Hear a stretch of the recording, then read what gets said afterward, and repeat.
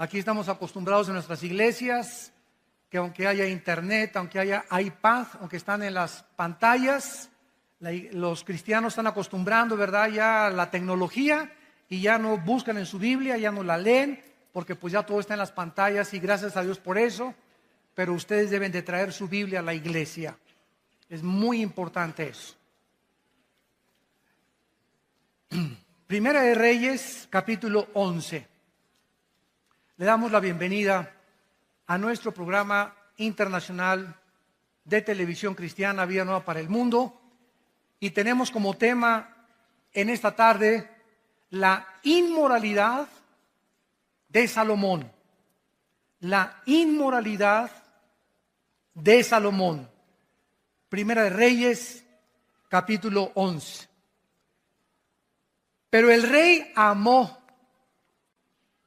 además de la hija de Faraón, a muchas mujeres extranjeras, a las de Moab, las de Amón, las de Edom, a las de Sidón y a las heteas, gentes de las cuales Jehová había dicho a los hijos de Israel: no os llegaréis a ellas, ni ellas se llegarán a vosotros, porque ciertamente harán inclinar vuestros corazones tras sus dioses.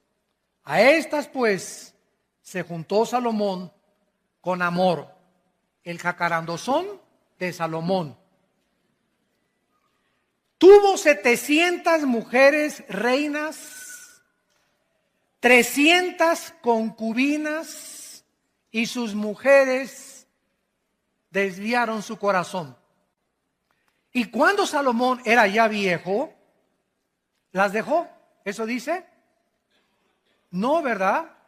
En esta época podríamos llamarle rabo verde. Porque el que crea que un viejito ya no es atraído por las muchachas, qué equivocados están. Cuando ya era viejito Salomón, sus mujeres inclinaron su corazón tras dioses ajenos y su corazón no era perfecto con Jehová su Dios, como el corazón de David su padre.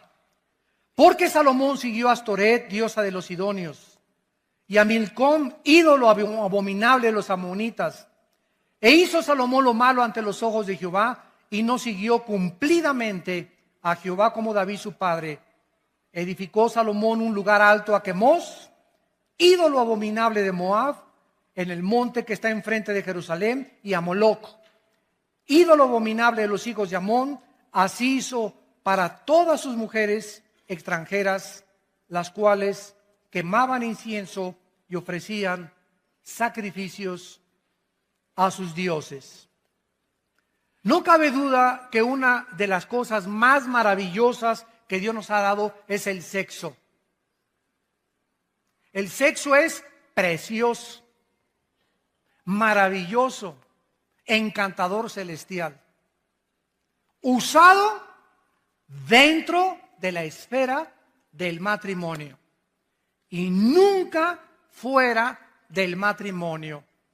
Dios ha puesto una limitación en todas las cosas que nos ha dado. Nos dice Dios: puedes dormir, pero no te pases de 8 horas. Puedes comer, pero ponle un cuchillo a tu garganta y no abuses de los alimentos. Puedes disfrutar el sexo, pero solamente te permito usarlo dentro de la dimensión para lo cual lo diseñé y dentro de la esfera donde el hombre es responsable de la mujer y la mujer es responsable de dejarse tocar solo por su marido.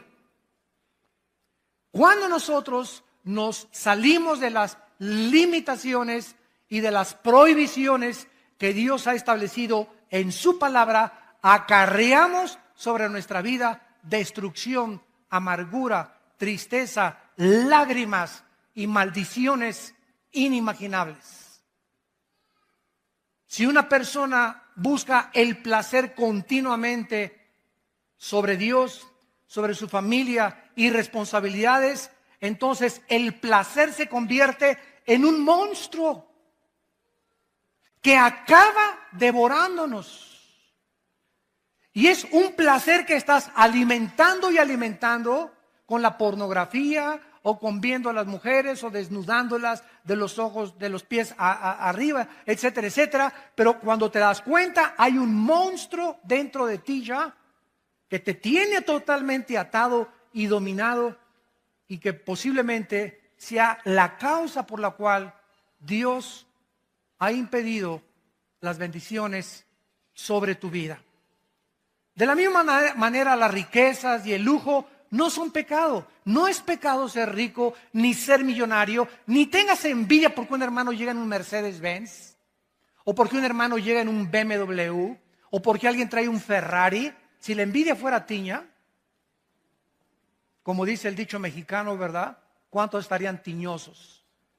Sin embargo, hay muchas personas que tienen el derecho de traer un Mercedes-Benz y un carro. ¿Por qué? Porque en la misma proporción le dan a la obra de Dios. Porque no solamente los ricos son avaricientos, sino que hay pobres que son peor de avaricientos y de codiciosos que los mismos ricos. Entonces la avaricia y la codicia no solamente es de los ricos, también es de los pobres. Es que yo no tengo para darle para Dios, eres un codicioso y ambicioso, y como dijo don Teofilito, y ahí te quedarás en la mediocridad porque no has entendido que al darle a Dios, Dios te puede bendecir y multiplicar la cosecha. Pero por tu incredulidad y tu avaricia no puedes jamás llegar a comprarte más que tu bochito que traes. Y aunque no es pecado tampoco, ¿verdad?, traer bochito, no tengas envidia de los que tienen un carro o una casa más lujosa que tú.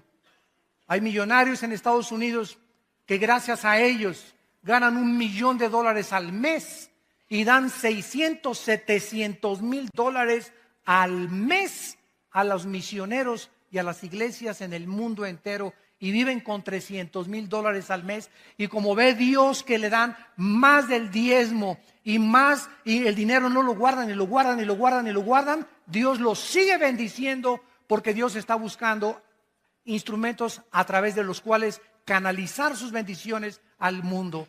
Pero si Dios te da y le echas y le echas y le guardas y le guardas y ahí, va a llegar un momento en que se cierra la llave y todo lo que tienes aquí se va a hacer un agujero y se te va a salir.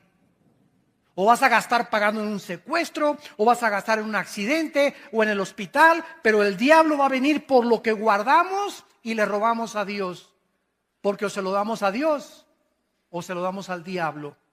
Y más vale que se lo des a Dios, porque el devorador viene a arrebatarnos lo que ya perdió la bendición sobre Dios.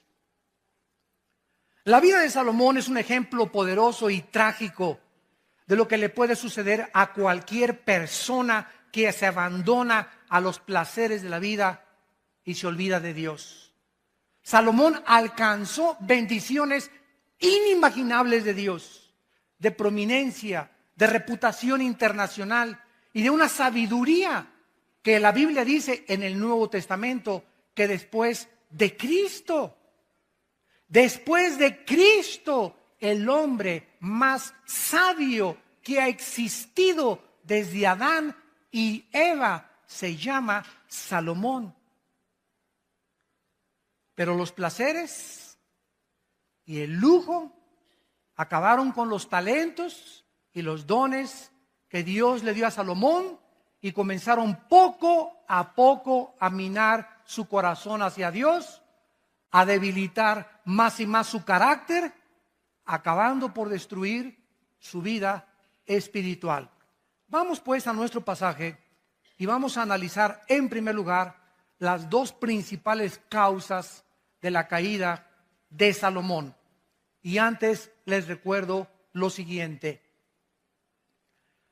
El hombre más sabio de la historia, Salomón, y el hombre más fuerte de la historia no fue Charles Atlas ni Rambo, fue Sansón.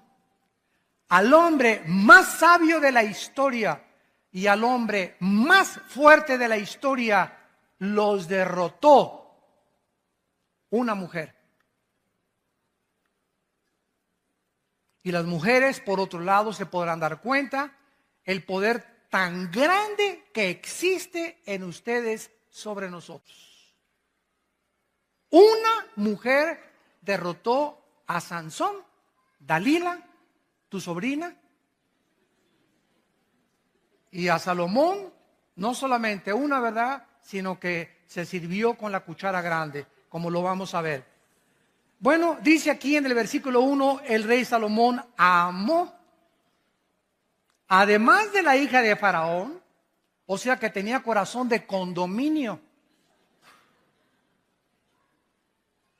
Además de la hija de Faraón, y había mucho en aquel tiempo de matrimonios políticos. Los reyes muchas veces se casaban con la hija del rey de Francia, con la hija del rey de Inglaterra, o con la hija del rey del Líbano, etcétera, etcétera, para hacer en aquel tiempo alianzas políticas. Y muchos matrimonios eran forzados. Solamente se casaban, ¿verdad?, por mantener una alianza política y unirse política y diplomática y económicamente como naciones. Salomón, además de la hija de Faraón, amó a muchas mujeres extranjeras de Moab, de Amón, de Edom, de Sidón, a las Eteas. En el libro de Éxodo capítulo 34, Dios había prohibido a los reyes, a los que le conocían como Jehová, a los que habían entendido que eran regidos por leyes, aparte civiles, leyes espirituales, les había prohibido lo siguiente. Éxodo 34, versículo 12, guárdate, les dijo Dios, de hacer alianza con los moradores de la tierra donde has de entrar, para que no sean tropezadero en medio de ti. Derribaréis sus altares, quebrantaréis sus estatuas y cortaréis sus imágenes de acera, porque no te has de inclinar a ningún otro Dios, pues Jehová, cuyo nombre es celoso, Dios celoso es. Por tanto, no harás alianza con los moradores de aquella tierra, porque fornicarán en pos de sus dioses y ofrecerán sacrificios a sus dioses, y te invitarán y comerás de sus sacrificios, tomando de sus hijas para tus hijos y fornicando sus hijas en pos de sus dioses. Harán fornicar también a tus hijos. No se unan en yugo desigual con los incrédulos, porque ¿qué compañerismo tiene la justicia con la injusticia? ¿Qué comunión la luz con las tinieblas? ¿Qué concordia, o sea, qué acuerdo? ¿Qué sinfonía es la palabra en el griego sinfonesis? Se tradujo concordia. ¿Qué sinfonía hay cuando llega la banda de Huipanguillo a tocar con la Sinfónica Nacional de México? Imagínense la novena sinfónica de Beethoven. Y llegan a la barra y Huipanguillo, inmediatamente te das cuenta, ¿verdad? Aquí no hay ritmo, no hay armonía, ¿verdad? No hay musicalidad. Exactamente se usa esta palabra, que no hay sinfonía, porque tú estás y la otra está tocando la nueva sinfonía. Pero si tú eres cristiano, tú estás con la sinfonía de Beethoven y llega la otra que increíble, a desbalancear tu vida, a sacar tu vida, a cambiarte tu cultura, a cambiarte tu enfoque, a contaminarte y finalmente acabas sirviendo a la religión y a los dioses o a aquellos que tiene la persona equivocada en tu vida. Dice la Biblia en el versículo 16, y qué acuerdo entre el templo de Dios y los ídolos, porque ustedes son el templo del Dios viviente, como Dios dijo. Vamos a seguir esto y explicarlo más claramente para que podamos entender y proseguir con nuestra conferencia. Si yo soy cristiano, estoy bajo el gobierno de Dios, que es la luz. Dios es luz. Sin embargo, el cristiano puede salirse del control de Dios en el momento en que rompo sus leyes y me introduzco inmediatamente otra vez de donde me sacó Dios. Paso otra vez como cristiano, aunque no pierdo la salvación, a estar bajo las tinieblas. Cuando estoy en las tinieblas, en el momento que una muchacha me gusta y yo soy cristiano y me caso inclusive con ella, en ese momento me meto al terreno donde ella está. ¿Por qué? Yo no puedo estar así. No podemos servir a dos amos. En el momento en que yo acepto mi compromiso con una persona que no es cristiana, estoy saliéndome, lógicamente, de los mandamientos de Dios. Estoy ya en desobediencia, porque Dios me dice en su palabra que yo no me case con una mujer que no sea cristiana o con un hombre que no sea cristiano. Entonces, al estar en el mundo de las tinieblas, pero yo me sigo llamando cristiano. Bueno, en el Antiguo Testamento así les pasó a los sacerdotes. Decían a Baal lo adoraban e iban al templo a adorar a Dios. Tú puedes decirte llamando lo que tú quieras, pero tú vives en desobediencia a Dios. Y en ese momento, las tinieblas conquistan tu corazón. En lugar que digas, pues se va a convertir. Es que es mejor que muchos cristianos. Y no es tan hipócrita como muchos muchachos que he conocido en la iglesia. Y tal vez a los 6 meses tiene otra religión, pero lo voy a convencer. Son pretextos para romper la palabra de Dios. Eres inexcusable hombre tú que juzgas y crees que eres más sabio que Dios. En ese momento te vas a envolver en una vida en la que Dios no tenía para ti, porque estás en desobediencia a los mandamientos de Dios. Entonces, en lugar de que tú a esa muchacha la saques de las tinieblas y la traigas a la luz, va a pasar lo contrario. Ella te va a jalar al reino de las tinieblas, te va a enfriar, va a debilitar tu carácter y sin que te des cuenta, pierdes la brújula y la dirección de Dios. Tenemos que entender, porque Dios nos dio una mente inteligente para que comprendamos por qué hay sabiduría detrás de todos sus mandamientos. Cuando cuando un padre le dice a un hijo, no vayas a un antro, no le digas, te prohíbo ir a los antros. Tu hijo, no, papá, tú eres un viejo ya anticuado, que tú eres del Antiguo Testamento, de verdad, y tú ya no tengo por qué hacerte caso. No le digas así, porque la ley mata, ¿verdad? Tú tienes que explicarle, mira, quiero decirle, cuando entras a un antro, hijo, vas a oír música que es del mundo y en ese momento te va a envolver esa música. No van a tocar a Beethoven, tampoco vas a encontrarte ni a Cenicienta ni a Bambi en el antro. Y cuando te den de beber, no te van a dar horchata tampoco, ni agua de Jamaica. Entonces va a haber un ambiente ya preparado por Satanás, bebidas preparadas por Satanás, personas preparadas por Satanás, mujeres con ropa casi nada, sin que te des cuenta. A la media copita que te tomes, ya perdiste. Ya, muchacha que me escuchas, porque cuando te tomas la mitad, te tomas el vaso entero después. Y cuando te tomas el vaso entero, se te olvida hasta que eres hija de Dios. Ya te conviertes en hija de Moloch. Ya dejas que tu novio te haga lo que quiera, te dejas tocar, te dejas acariciar al movimiento y al grito y al medio ambiente. Y cuando te das cuenta, ¿verdad? No sabes ni con quién amaneciste. Dios tiene un propósito para decirnos lo que Él nos dice. Vivimos en un mundo completamente, dice en 1 Juan 5, controlado por Satanás. El medio ambiente, la música, todo está con el propósito de embaucarnos, de entramparnos, de jalarnos a ese mundo del cual Dios nos sacó y en el cual Dios no quiere que nosotros participemos de él.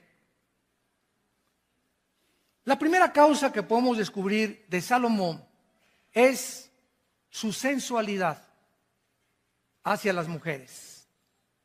Salomón se unió a mujeres paganas, no creyentes, practicó la poligamia, era un hombre que cuando veía a una mujer la veía de los pies a la cabeza como ahorita los hombres. El 85%, para que lo sepan mujeres, el 85% de los hombres cuando las ve a ustedes, las ve de los pies a la cabeza, las barren de la cabeza a los pies. Así es el hombre del libidinoso, así es el hombre desensual. El hombre es atraído 100% por el cuerpo de la mujer no tanto. La mujer puede ver un Charles Atlas, ¿verdad? Y pues sí, está guapo y todo, ¿no? Pero nosotros somos atraídos inmediatamente, ¿verdad? Buscamos las curvas, ¿verdad? Buscamos, ¿verdad? Las pechugas de pollo, etcétera, etcétera. Como dice un pastor allá en Argentina, comenzamos a buscar, ¿verdad? El cuerpo, el movimiento de licuadora de la mujer, etcétera, etcétera. Y todas estas cuestiones comienzan a nosotros a atraer nuestros ojos hacia ellas y el hombre se vuelve sensual. El hombre se vuelve débil y comienza su carácter a ser debilitado por causa de su sensualidad. Salomón dijo, oye, está guapísima esta mujer, Miss México, véngase para acá mi niña, aquí chencheche. No, pero déjame presentarte a Miss Estados Unidos. No, de veras, no. Eche para acá mi nena también. No, te vamos a traer a Miss Perú. Ahora, imagínense ustedes, tú dices, bueno, Salomón, ¿verdad? Pero si tú tuvieras el dinero de Salomón, la fama de Salomón, el poder de Salomón, no lo culpemos. Cualquiera de nosotros hubiera hecho lo mismo. Porque separados de Cristo, nada podemos hacer. Si no hacemos lo que hacemos ahorita, y muchos hombres no lo hacen, es porque no han tenido la oportunidad de hacerlo. Porque por la gracia de Dios hemos sido librados de tentaciones. Pero hay otros que han caído porque se han olvidado de Dios. Y al salirse de la luz, son presa de las trampas de Satanás. Porque Dios promete en 1 Corintios 10:13 que ninguna tentación nos ha sobrevenido que no sea humana.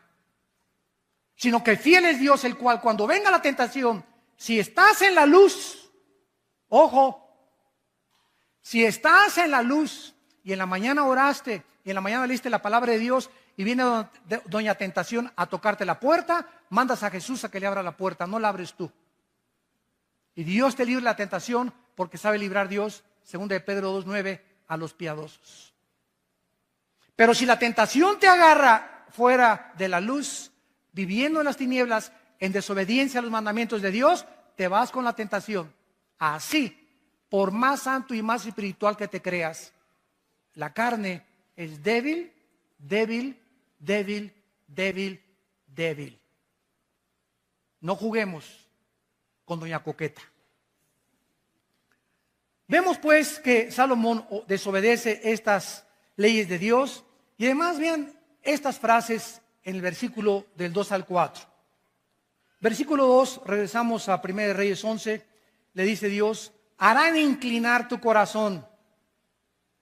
Versículo 3, desviarán tu corazón.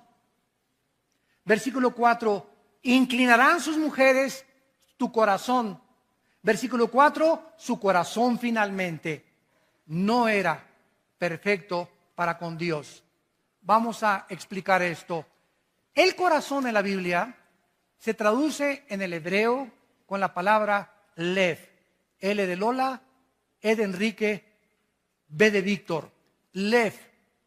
En el Nuevo Testamento es la palabra cardios con K. De ahí viene la palabra cardíaco o cardiovascular, etcétera, etcétera. Entonces, la palabra corazón significa el asiento de mis emociones, de mis sentimientos, de mi voluntad y de mi intelecto. En el momento en que mis emociones son atraídas por otra persona que no es mi esposa, o por un muchacho que no es cristiano, o por una muchacha que no es cristiana, mis emociones son infectadas. Mis sentimientos me comienzan a engañar porque engañoso es el corazón más que todas las cosas. ¿Quién le conocerá? Y una vez que estás debilitado emocionalmente, debilitado sentimentalmente y debilitado emocionalmente, caes fácilmente y tu corazón acaba apartándose de Dios. Le das a esa mujer el lugar de Dios, la conviertes en una diosa, conviertes en ese hombre en un dios. ¿Quién es un ídolo? Cualquier cosa que nos robe los afectos, nuestro tiempo y nuestra devoción a Dios. Puede ser el fútbol, pueden ser las mujeres, puede ser tu amante, puede ser tu esposo, puede ser el dinero, puede ser el placer, cualquier cosa a la que yo le dé más tiempo, más devoción y más dedicación que a Dios es un ídolo. No solamente una estatua a la cual me inclino, algo que ha robado el primer lugar de Dios en mi corazón. En segundo lugar, vemos nosotros que aparte de que el corazón es el centro de nuestras emociones, en el libro de Oseas, en el Antiguo Testamento, capítulo 7, versículo 9, dice la Biblia: devoraron extraños su fuerza, y él no lo supo. Canas le han cubierto, y él no lo supo. ¿Cuál es el mensaje aquí del Espíritu Santo? Bueno, a veces llegamos al espejo y, caray, no me había visto esta cana. Caray, aquí tampoco esto. Y pasan 3 meses, caray, estoy lleno de canas. Y nunca supimos cuándo comenzaron a salir las canas, ¿no es cierto? Salieron imperceptiblemente. Dice la Biblia que las fuerzas también las comenzamos a perder imperceptiblemente. Las mujeres comienzan a debilitar tu fuerza y te comienzan a debilitar tu carácter, comienzan a infectar